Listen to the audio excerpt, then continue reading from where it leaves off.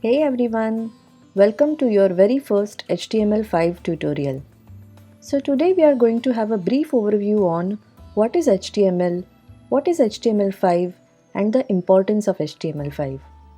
But before we dive in and get into the details, let me show you a quick demo of what you can build with HTML.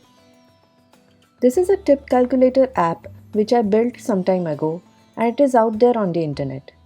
All the content and the different elements like these buttons, these input areas, and the actual content is displayed here because it is written in HTML. The styling, layout, colors, and the functioning of the buttons is done using CSS and JavaScript, but the basic structure is all HTML. Without HTML, you cannot make a website. So now let us see what exactly is this HTML. HTML stands for Hypertext Markup Language. Every page and document that we see on the web is written using a version of HTML code. It is the standard language used for creating web pages and to describe the structure of a website. HTML is not a programming language, but rather a way that browsers use to translate documents into viewable web pages. So what that means is, whenever you type a website address on a web browser like Google Chrome, Internet Explorer, Firefox, Safari, the browser requests for the HTML file of the website from your local storage or from a web server. Then the server searches for that particular HTML file and sends it back to the requesting browser. And then the browser renders the HTML file into a web page that we all see on our screens. Now let's go ahead and see an example of HTML code. If you open any website or a web page on the internet, I'm opening the same app that I created, and right click anywhere on the screen, you will see a menu like this. Then click Inspect or Inspect Element and you will see a console like this popping up on your screen. All that you see in this console is the source code or all the code that was used to create that website. What we are interested in right now is the HTML part. All these words enclosed inside angle brackets is the HTML. And as you can see, all the content of the website is displayed and structured using HTML. That means if you look closely in the console below, this word H1 here, which I have highlighted, is actually the heading Tip and Split, which you can see is also highlighted on the web page above. Similarly, if you just play around and click on different parts of the HTML code, you will see different parts on the web page getting highlighted. This will give you an overall idea of the concept of HTML. So all these words in angle brackets that we highlighted just now are actually HTML elements, which convey the meaning of the different parts of the website. Don't worry guys, this is just an example to give you a brief idea. We will study all about elements in future classes. So as we saw just now, HTML describes the structure of a web page and it consists of a series of elements. Now that we know what HTML is, let's understand and what exactly is HTML5 and why are we learning about it. HTML5 is the latest version of HTML.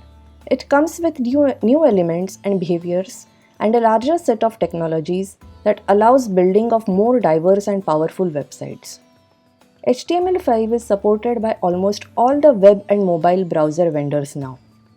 That means a website created using HTML5 can be easily seen on all the browsers without any problems. HTML5 allows for a more detailed understanding of the structure of a page because of its new semantic elements. Semantic means meaningful and logical. Again, don't worry much about it now, we are eventually going to understand it in detail. With HTML5, developers can now write cleaner and neater code as they can easily organize it into meaningful sections, which was not possible in earlier versions of HTML. So what that means is, now developers can write their content within appropriate elements. For example, they can write headings inside a header element and the copyright info inside the footer element. In earlier versions of HTML, these elements were not available, and so developers used the div element everywhere, which did not convey much to people who for some reason couldn't see the web pages or to people who were using screen readers. Now, because of these new meaningful elements, people can easily understand which section they are reading on a particular website. HTML5 has also reduced the need for external plugins. It's very frustrating when you are on a browser and you find that you can't watch the video that someone posted unless you installed a particular plugin. Do you remember the last time this happened? That's right, we don't see something like this happening now. Few years ago, that used to happen a lot. So yeah, all thanks to HTML5. It solved this problem by introducing its own audio and video elements which can easily show the videos on a website without the need of an external plugin like Flash. Also, whether people are on their phone, laptop, a PC, or even a screen reader, everyone has the same access to the information. In earlier versions of HTML, sometimes the websites used to look ugly when accessed from mobile devices, and usually there used to be a link to access the desktop version. But with HTML5, this issue is no longer seen. There are many other useful features of HTML5, but we shall learn about them in future classes as we slowly start writing code. So yeah, that's it for today's class. Let's just quickly review what we learned. Today we learned that HTML is the standard markup language used to create web pages all around the world, and also about HTML5 and some of its cool new features. If you are interested in learning more about the history of HTML, and if you are curious to know how the world's first web page looked like, then do check out the links I have put in the description below. In the next tutorial, we will see where and how to write HTML and set up our coding environment. Maybe we will write our very first line of code too.